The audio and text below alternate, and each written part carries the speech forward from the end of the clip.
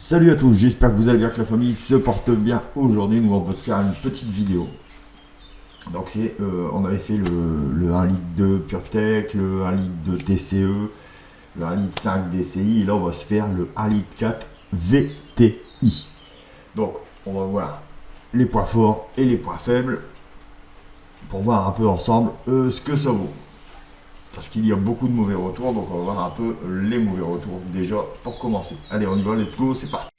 Hop, hop, hop, hop, hop, reste ici tout de suite, t'en vas pas. Je vais t'offrir des cadeaux.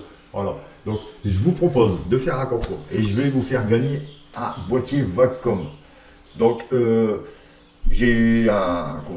connais un fournisseur, donc un vendeur qui a son entreprise qui vend du boîtier de diagnostic automobile, qui m'a proposé déjà plusieurs fois de faire un jeu concours pour vous faire gagner un boîtier Vacom. Donc, c'est la troisième fois.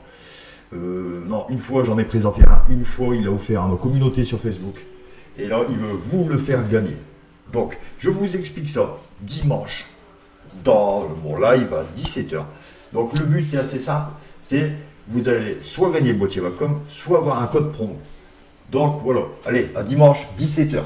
On voit que le 1 litre 4 VTI est sorti en même temps que le 1 litre 6 VTI. Mais malheureusement, le 1 litre 6 VTI a les mêmes soucis.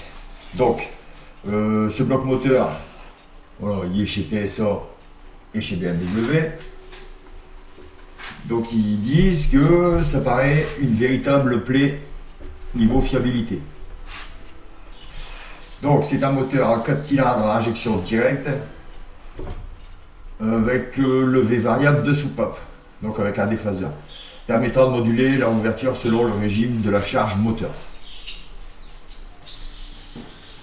Ici, on va voir un peu, bon là c'est sur une 207 avec le 1 litre 4 VTI, mais voilà, on va voir un peu ce que ça annonce niveau motorisation. Donc, double arbre en tête, distribution VVT, soupape 4 par cylindre, compression 11, puissance 95 chevaux, ça reste toujours un petit moteur. Hein.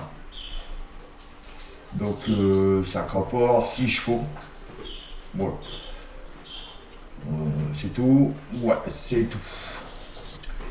Donc, il nous annonce, il est doté de tout un tas de faiblesses chroniques, pour poids fragile qui peut se mettre à fuir, vase d'expansion pas très solide non plus, thermostat qui reste en position fermée, fuite fréquente et sonde de température d'eau souvent défaillante, qui induit encore plus de soucis. Le calculateur a besoin de cette information pour piloter la boîte à eau. Ça, on le savait. Les surchauffe à la clé ont souvent mené à des joies de culasse ou même encore la culasse tout entière, parfois liées à des pastilles de sablage qui se retirent. C'est magnifique. Voilà. Alors, j'avais bien entendu qu'il y avait des gros problèmes. J'ai un ami qui avait une 1 litre 4 VTI et donc c'était sur une Mini, je crois, et il y avait beaucoup de problèmes. Donc, sonde lambda très fragile, comme la sonde de température d'eau. Ce moteur est un véritable amateur d'huile, donc il consomme énormément d'huile, et en effet presque systématiquement, et cela n'est pas toujours dû à une segmentation. Un peu lâche, les fuites sont souvent assez courantes, bien que les fuites concernant avant tout le liquide de refroidissement sur ce VTI. Donc ici on va voir un peu sur le paradisiaque. Donc qu'est-ce que ça dit niveau fiabilité, hein. On va voir un peu qu'est-ce que les gens en pensent. Donc là, il me dit j'ai une 205, une 207 VTI, 95 chevaux. Donc, pas trop de soucis niveau moteur, à part des couinements sur la courroie d'accessoires, jamais résolu. On m'a changé la courroie et le galet tendeur, toujours pareil. Et puis j'avais des bruits d'injecteur au ralenti, tac tac tac. Jamais résolu non plus par Peugeot. On m'avait dit, rouler comme ça, c'est normal. Une voiture chère comme la 207, et plein de bruits bizarres de partout. Pour moi, la coopération BMW et Peugeot pour créer un moteur VTI n'est pas une grande réussite. Voilà, ça c'est le premier. Voilà, donc ils disent que cette sorte de claquement qu'on entendait, c'est tac tac tac, en fait c'est la chaîne de distribution qui a froid tape contre le carter. C'est un truc bizarre, c'est un gros défaut de conception, mais bon. BMW a arrêté ce bruit sur leur Mini en changeant un tendeur à 56.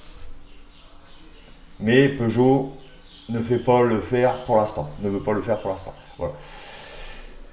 Ouais, c'est un peu bizarre. C'est des problèmes assez bizarres.